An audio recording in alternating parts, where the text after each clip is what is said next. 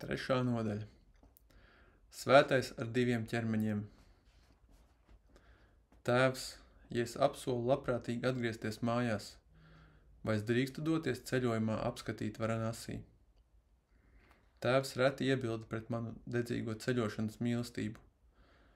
Pat tad, kad biju vēl mazs zēns, viņš man atļāva apmeklēt daudzas pilsētas un svētceļojumu vietas. Parasti kopā ar mani devās viens vai vairāki mani draugi. Mēs varējām ērti ceļot ar pirmās klases biļetēm, kuras sagādāja mans tēvs. Viņa dzelzceļa ierēģņa amats pilnīgi apmierināja ģimenes ceļot gribētājus. Tēvs apsolīja pievērst manam lūgumam pienācīgu uzmanību. Nākamajā dienā viņš pasauc mani pie sevis un pasniedz biļeti no Barelī līdz Varanasi un atpakaļ. Vairākas rūpību banknotes un 2 vēstules. Man draugam Varanasī, Kederam Natham Babu, ir kāds biznesa priekšlikums. Diemžēl esmu pazaudējis viņa adresi, bet domāju, ka tu varēsi nogādāt viņam šo vēstuli ar mūsu abu kopīga drauga Svamī Pranabanandas starpniecību. Svamī, mans brālis garīgajā ceļā, ir sasniedzis augstu garīgu attīstību. Tev nāks par labu pabūt viņa sabiedrībā. Šī otrā vēstule kalpos iepazīstināšanai ar tevi. Tēva acis iemirdzējās, kad viņš piebilda, un atceries, vairāk nekādas bēgšanas no mājām. Es devos ceļojumā ar 12-gadīga zēna deksmi, lai gan laiks nekad nenotrulināja manu sajūsmu par jaunām ainām un nepazīstamām sejām. Sasniedzot Varanasi, es uzreiz devos uz Svamī dzīvesvietu. Ārdurvis bija atvērtas, es devos iekšā, uzkāpu 2. stāvā un nonācu garanā zālē līdzīgā telpā. Diezgan drukns vīrs, aplicis vienīgi gurnu apseju, sēdēja lotus pozā uz nelielu paaugstinājumu. Viņa galva un seja bez nevienas grumbiņas bija gludi skūtas. Svētlaimīgs smaids rotājās uz viņa lūpām. Kliedējot manu domu, kā esmu iztraucējis, viņš sveicināja mani kā vecu draugu. Baba Anand, svētlaimi manam dārgajam. Sasveicināšanās vārdi izskanēja sirsnīgi viņa bērnišķīgajā balsī. Es nometos ceļos un pieskāros viņa pēdām. Vai jūs esat Svamī Pranabananda? Viņš apstiprinoši pamēra galvu. Vai tu esi Bhavagati dēls? Viņa vārdi izskanēja, pirms es biju paspējis izņemt no savas kabatas tēva vēstuli. Izbrīnīts es pasniedzu viņam iepazīšanās vēstuli, kas tagad šķita lieka. Protams, es tev atradīšu Kederu Nathu Babu. Svētais atkal man pārsteidz ar savu gaišredzību. Viņš uzmeta acis vēstulē un izteica dažas sirsnīgas piezīmes par manu tēvu.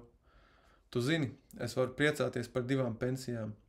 Viena no tām ir pateicoties tava tēva ieteikumam, kura pāraudzībā dzelzceļa kompānijā es reiz strādāju. Otra ir mana debesu tēva ieteikumu, kura dēļ es esmu apzināti beidzis pildīt savus zemes dzīves pienākumus. Man šī piezīme šķita ļoti neskaidra. Kāda veida pensiju, kungs, jūs saņemat no debesu tēva? Vai viņš iemet naudu jūsu klēpī? Svamī smējās. Es biju domājis to neizmērojamā miera pensiju, atalgojumu par dziļām meditācijām daudzu gadu garumā. Es vairs nekad neelgstu naudas. Manas nelielās materiālās vajadzības ir pilnībā apmierinātas. Vēlāk tu izpratīsi 2. pensijas nozīmi. Krasi pārtraucis mūsu sarunu, svētais sastinga nekustīgs kā sfinks. Viņu apņēma noslēpumaina gaisotne. Sākumā viņa acis iemirdzējās, it kā ieraugot kaut ko aizraujošu, tad kļuva blāvas. Es jutos apjutis par viņa mazurnību. Viņš vēl nebija man pateicis, kā es varētu satikt savu tēva draugu. Mazliet nemierīgi es raudījos apkārt tukšajā telpā. Tajā nekā nebija, izņemot mūs abus. Mans dīkais skatiens apstājās pie viņa koka sandalēm, kas atradās zem sēdekļa paaugstinājuma. Čoto Mahasaja, neraizējies. Cilvēks, kuru tu vēlies satikt, ieradīsies pie tevis pēc pusstundas. Jogs bija izlasījis manas domas, nepārāk liels varoņdarbs tajā brīdī. Un atkal viņš iegrib noslēpumainā klusēšanā. Kad mans pulkstens rādīja, ka 30 minūtes ir pagājušas, Svamī pats atmodās. Man šķiet, ka Kedars Natha Babu tuvojas durvīm, viņš teica. Es dzirdēju, kādu nākam augšu pa kāpnēm. Pēkšņi man pārņēma mulsinoša neizpratne. Manas domas pārsteigumā jaucās jukām. Kā tas ir iespējams, ka tēva draugs ir uzaicinājis uz šejieni ja neviens nav devies viņu pasaukt. Svamī kopš manas ierašanās nav runājis ne ar vienu citu, tikai ar mani. Es neko neteicu, pametu istabu un devos lejā pa kāpnēm. Pusceļā es satiku kalsnu, vidēja auguma, gaišas sejas krāsas cilvēku. Šķita, ka viņš steidzas. Vai jūs būtu Kedars Natha Babu? Manā balsī bija jaušams uztraukums. Jā. Vai tikai tu neesi Bhagavati dēls, kurš man šeit gaida? Viņš draudzīgi pasmaidīja. Kungs, kā tas varēja gadīties, ka jūs esat atnācis uz šejieni? Es sajūtu mulsinošu sašutumu par viņa neizskaidrojamo klātbūtni. Šodien viss ir mīklains. Mazāk nekā pirms stundas es biju tikko pabeidzis peldi Gangā, kad man pienāca klāt un uzrunāja Svamī Pranabananda. Man nav ne jausmas, kā viņš zināja, ka es tajā laikā biju tieši tur. Bhagavati dēls gaida tevi manā dzīvoklī, viņš teica. Vai tu nāksi ar mani? Es ar prieku piekritu. Kad mēs abi devāmies ceļā, Svamī ar savām koku sandelēm dīvainā veidā bija spējis apsteigt mani, lai gan man kājās bija šīs izturīgās pārgājienu kurpes. Cik ilgs laiks tev vajadzīgs, lai nokļūtu pie manas mājas? Pranabanandadžī pēkšņi apstājās, lai uzdotu man šo jautājumu. Aptuveni pusstunda. Man šobrīd ir kaut kas cits darāms. Viņš man uzmeta mīklainu skatienu. Man tevi ir jāapsteidz. Satiksimies pie manis mājās, kur mēs ar Bhagavati dēlu tevi gaidīsim. Pirms es paspēju kaut ko iebilst, viņš ātri pasteidzās man garām un pazuda pūlī. Es devos uz šejien, cik ātri vien iespējams. Šis izskaidrojums tikai palielināja manu apjukumu. Es turpināju viņu iztaujāt par to, cik ilgi viņš jau bija pazīstams ar Svamī. Mēs tikāmies vairākas reizes pagājušajā gadā, bet ne pēdējā laikā. Es ļoti priecājos šodien atkal satikt viņu pie rituālās peldēšanas vietas Gātas. Es nespēju noticēt savām ausīm. Vai es esmu zaudējis prātu? Vai jūs satikāt viņa vīziju? Vai jūs patiešām redzējāt viņu? Pieskārāties viņa rokai un dzirdējāt viņa soļus? Es nesaprotu, ko tad to gribi teikt. Viņš aizsvilās dusmās. Es tev nemeloju. Vai tad tu nesaproti, ka tikai tāpēc, ka es satiku Svamī, man kļuva zināms, ka tu šeit mani gaidi?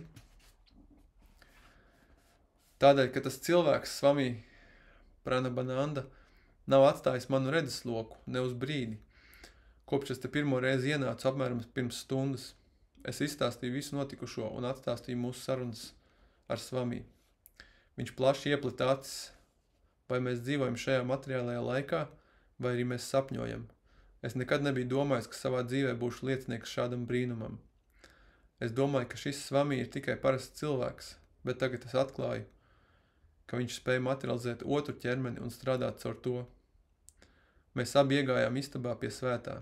Kedars Natha Babu norādīja uz sandelēm zem sēdekļa paaugstinājuma.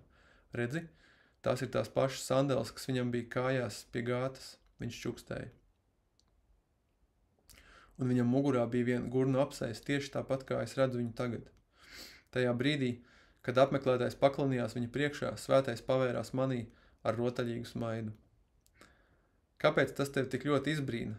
Neparastās pasaules smalkās vienotības patiesajiem jogiem nepaliek slēpta. Es vienlaicīgi tiekos un sarunājos ar saviem mācekļiem tālajā Kalkutā. Jogi arī līdzīgi pēc savas vēlēšanās spēja pārvietot ikvienu rupjās matērijas šķērsli. Tie iespējams bija centieni uzkurināt garīgo deksmi manā jauniešu sirdī. Kādēļ Svamī bija lapatīcis man pastāstīt par savām spējām astrālajā radio un televīzijā, bet entuziasma vietā mani bija pārņēmuši tikai godbīgas bailes. Tā kā man bija lemts uzsākt savus dievišķā meklējumus viena konkrēta guru Šrī Juktešvara vadībā, kuru es vēl nebiju saticis, es nesajūtu vēlēšanos pieņemt Pranabanandu par savu skolotāju. Es uzmetu viņam šaupilnu skatienu, vēloties saprast, vai manā priekšā bija viņš pats vai viņa dubultnieks. Parādīšu Pranabanandas attēlu.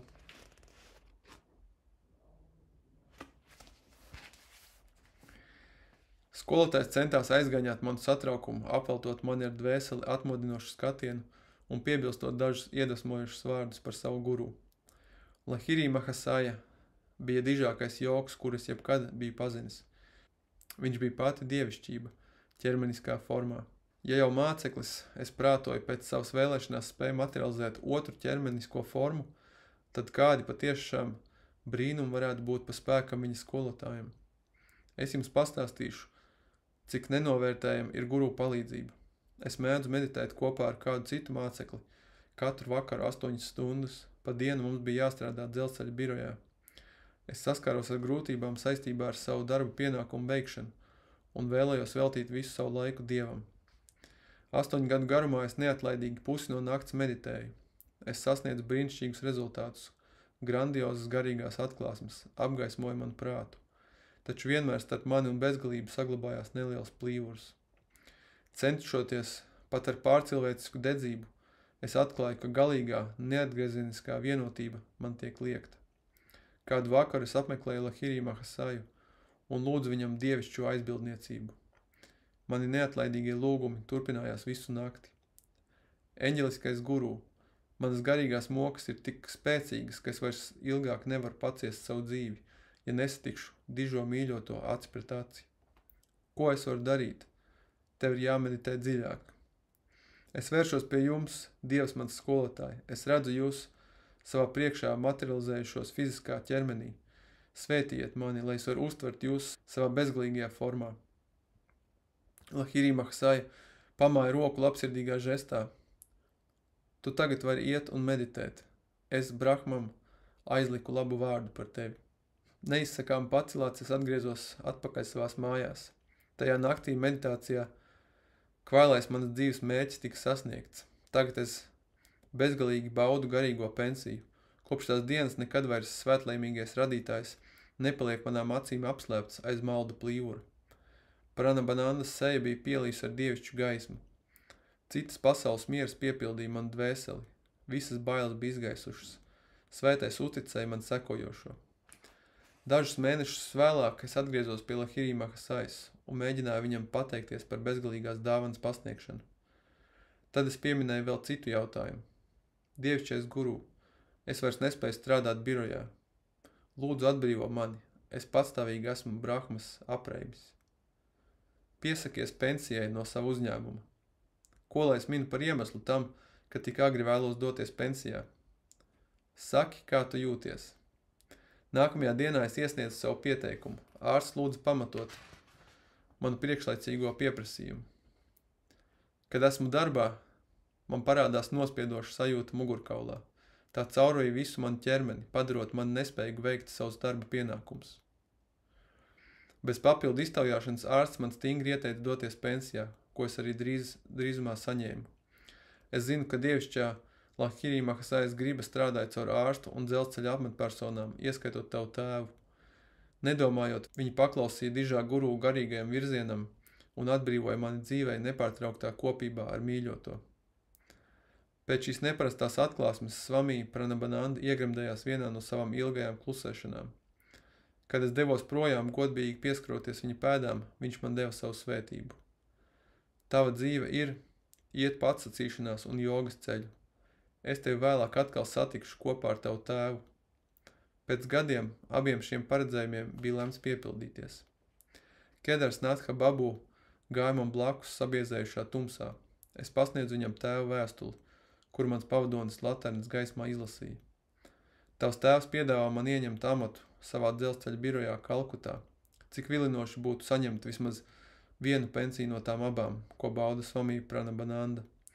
Taču tas nav iespējams. Es nevaru atstāt Varanasī. Ak, diemžēl 2 ķermeņi, tas vēl nav priekš manis. Nodaļas beigas.